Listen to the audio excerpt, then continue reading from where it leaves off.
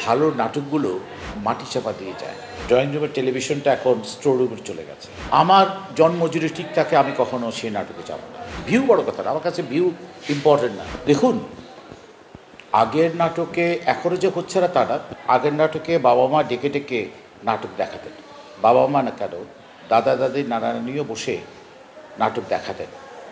এখনকার দু একটি নাটক ছাড়া বাকি নাটকগুলো কিন্তু আমাদের বাসায় হেল্পিং হ্যান্ড, যাদেরকে বলে হেল্পিং হ্যান্ড, যাদেরকে আমরা বিভিন্ন কাজ টাজ করাই, ওনাদের সাথেও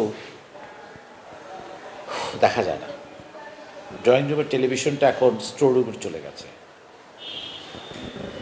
এখন আসলে টেলিভিশন সবাই দেখছে, কিছু কিছু নাটকের কারণে আমাদের আসলে কদরটা একটু ডিফারেন্ট জায়গায় চলে যাচ্ছে। কোনো নাম ধরা দরকার নেই, বিতর্কিত কোনো শব্দ উচ্চারণ করা দরকার নেই। শুভবুদ্ধির উদয় হোক, আগেকার আমলে মুখরের রমণী বশীকরণ, কোথাও কেউ নেই, এইসব দিন রাত্রি, ভাঙনের শব্দ শুনি, কী অসাধারণ নাটক, ইডিয়ট, এই টাইপের অসাধারণ কিছু নাটক হয়েছে।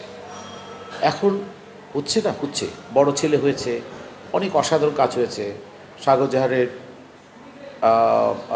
Family crisis, online offline, Mostafa Kamal রাজের ফ্যামিলি ক্রাইসিস হয়েছে, অনেক বিখ্যাত বিখ্যাত নাটক আছে।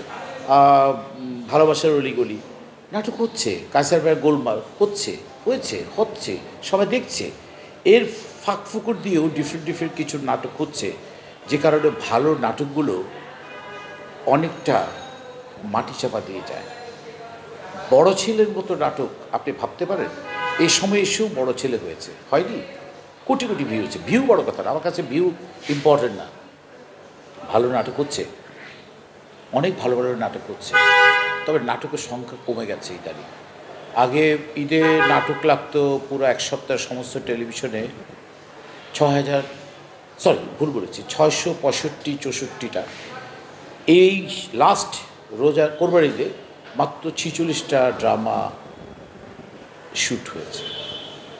এটা অশনির সংখ্যা, অ্যালার্মিং।